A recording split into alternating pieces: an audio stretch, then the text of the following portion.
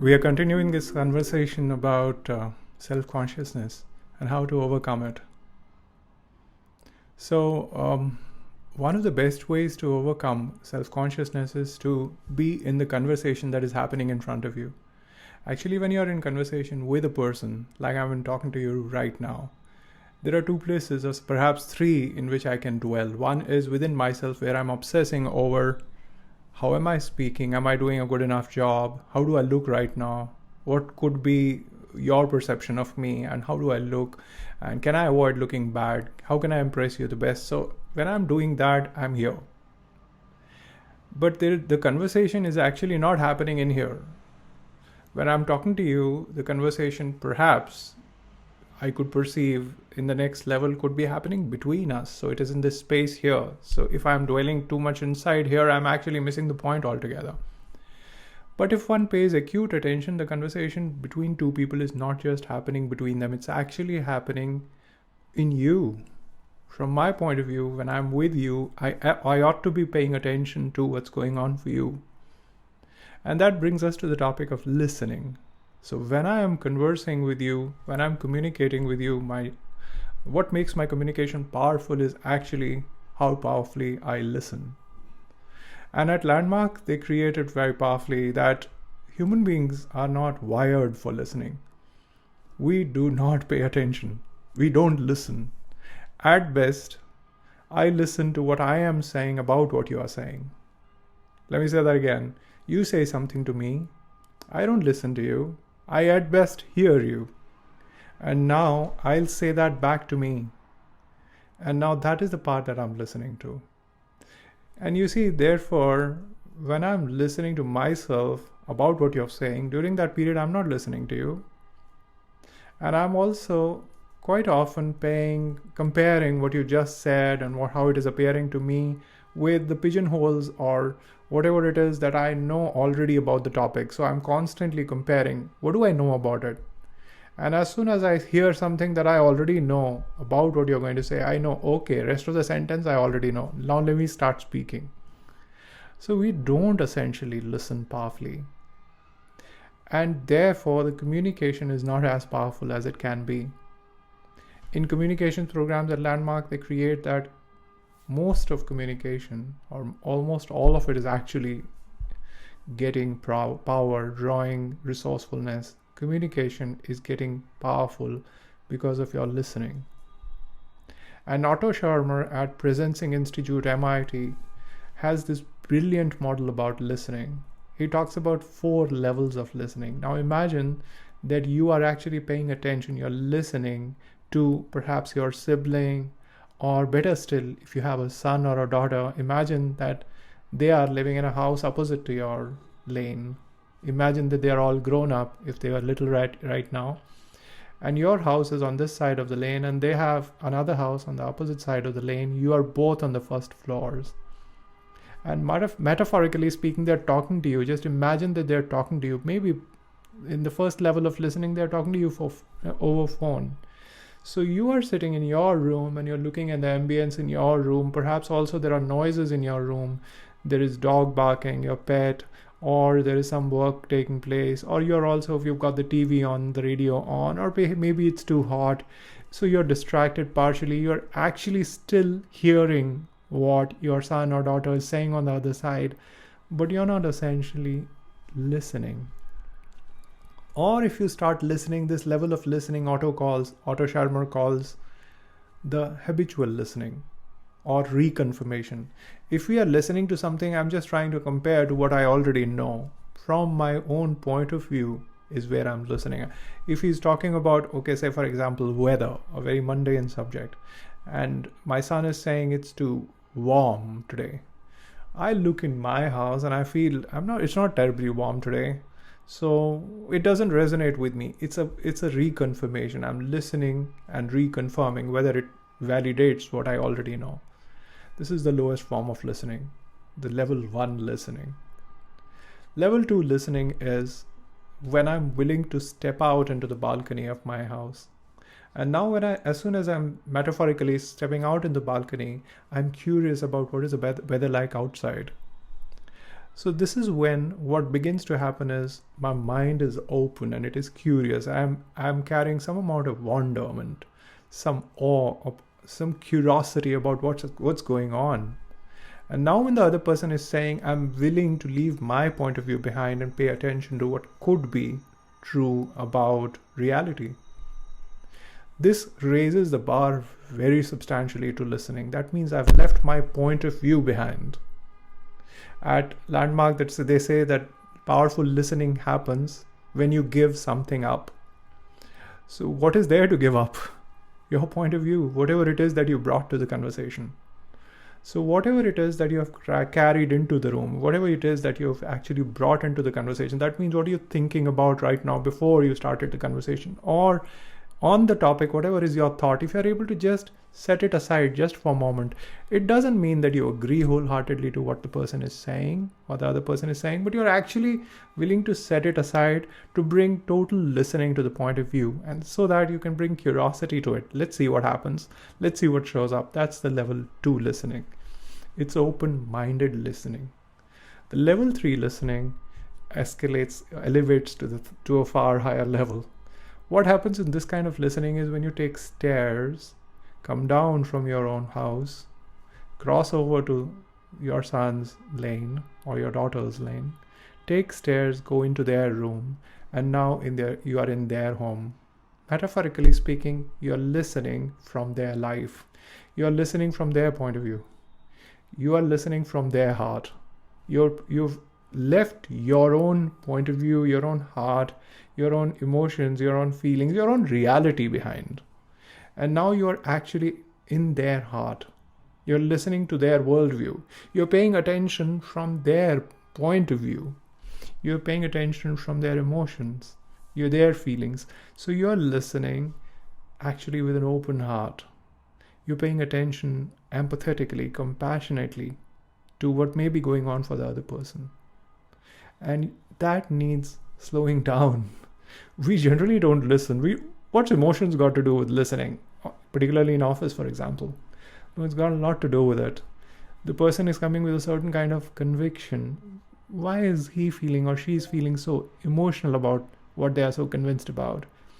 And unless you tackle the emotions, unless you tackle that part of the conversation, you are not in sync with the person.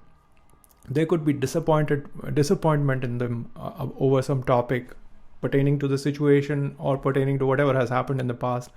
Unless you address that, this conversation cannot go forward. Or there may be an anticipation and excitement about what could happen next. Unless you are actually letting yourself sync with what they're feeling, you've left them alone. You're just in the conversation without letting the conversation touch you, move you. You are not willing to be inspired by what they are saying.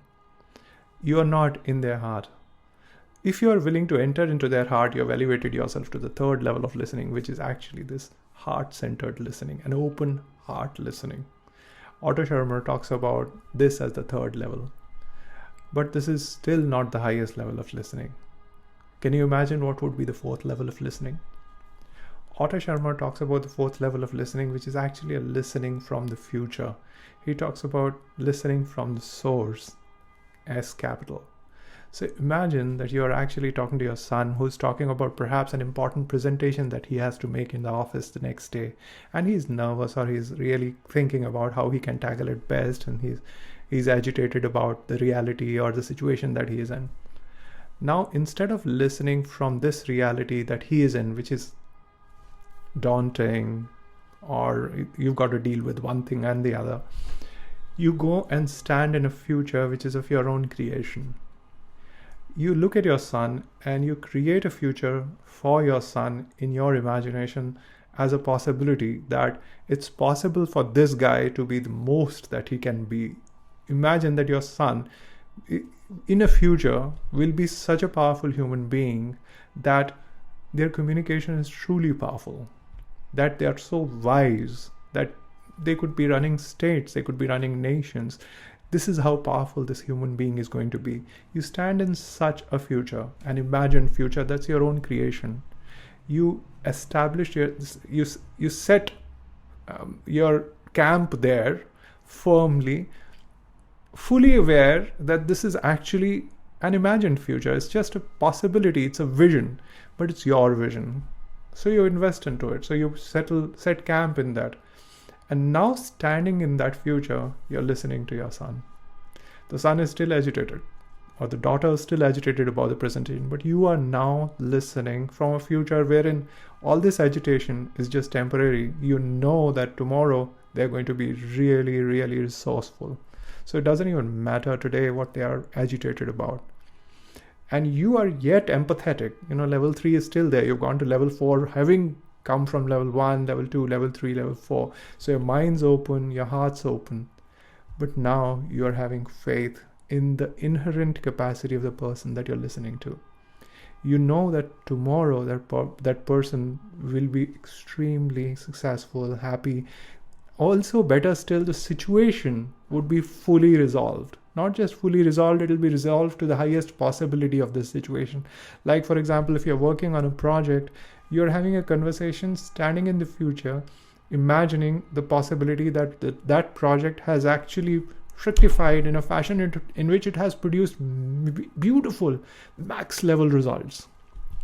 So standing there when you listen, then that changes things. What happens now begins to happen is that subtly how you listen, how you pay attention changes the way that the other person is thinking, the other person is showing up in the conversation. Your participation, when you speak, you think about, you're standing in the future where the problems are already solved. So you're not in the problem mindset. You're in the possibility mindset. What's possible? So that changes, that you are not looking from problem areas. You're looking for actually what is possible, what can really show up, what is the most that can happen in these circumstances. When you listen like that, when you are playing the game of paying attention, when you're listening like that to people that you're in conversation with, say for example in your family, then when you speak, even few lines that you speak, they will be powerful. And they will be coming with conviction. They will be coming in a fashion in which they resonate with another person, because you are actually in the realm of the other person. And that too, a realm which is actually the one that only Source can create, capital S. So Otto Scharmer, although he's teaching at MIT and he's working with CEOs, the modern day CEOs, in the area of innovation, creativity, yet he talks about this as the listening from the source. Because you're listening to the source of the other person. You're as if listening to the conviction, to the soul of the other person. And that is a very powerful form of listening. When you are doing this kind of listening, there cannot be any nervousness, because you're not concerned about this guy. The default concern that we have when you show up is going to be about this guy. So imagine that you're actually showing up in a meeting. You're going to attend a meeting wherein there are going to be 20 powerful people. Now you're standing outside the door. Just before you open that door, what is your biggest concern? Our natural, spontaneous, default concern is always, what about this guy? Is he going to show up nicely? Is he going to look nice? Is he going to make good impressions? Are people going to think positive things about this guy? Or am I going to be a flop show? Am I going to be nervous and a failure? People will laugh at me or be disappointed. You see, when I'm concerned about this guy before I enter the room, or just after I've entered the room, or when I'm in the room making a presentation, this is the way to be stumped, to be heavy, to carry a big load of trying to do so much in an instant of presentation. All of this puts negative pressure upon us. So our default point of view before we show up is always going to be, how can I look good? But there can be another point of view.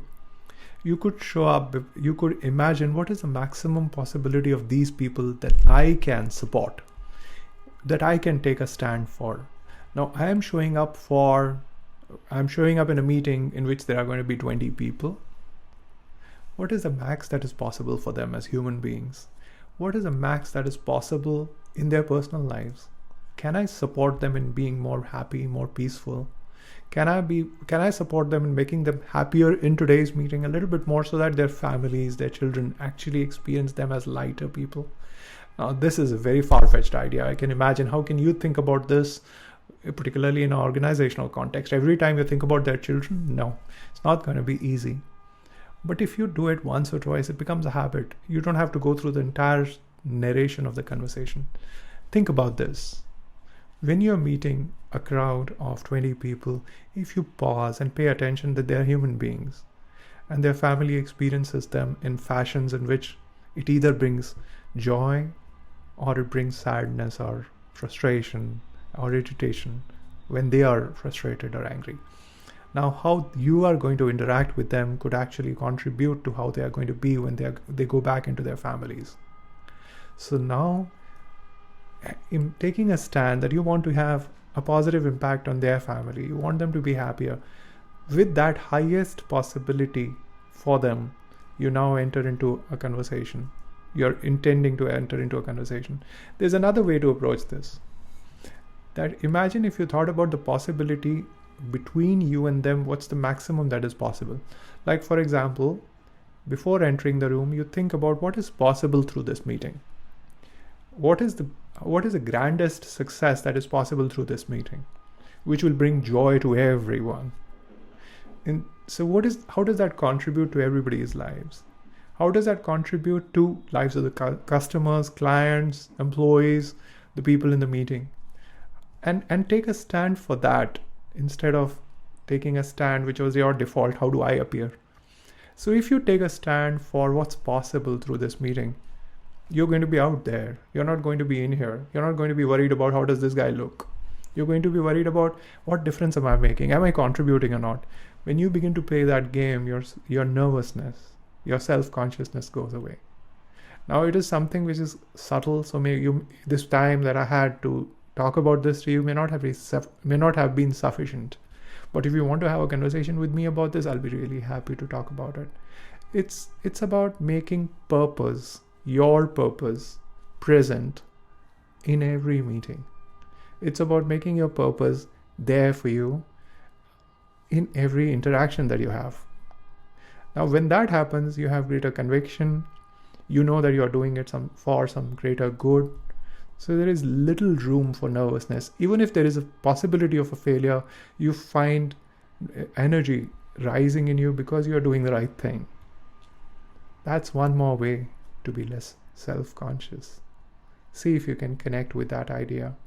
It's also an idea which originates in universal good. It's an idea which draws energy from love, from compassion and empathy. And therefore, although it is a little subtle, but it is possible. And I'll convince you, I'll tell you that it works.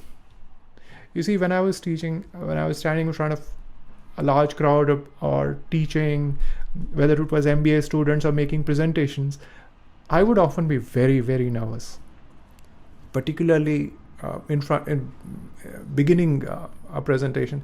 Even today, when I think about this guy, there's nervousness. But when I think about the difference I can make, can I contribute in your life, then all there is a surge of energy and conviction and a passion that let me try my best. And that's all that matters. So try it out. You might be surprised that this simple idea can make a lot of difference.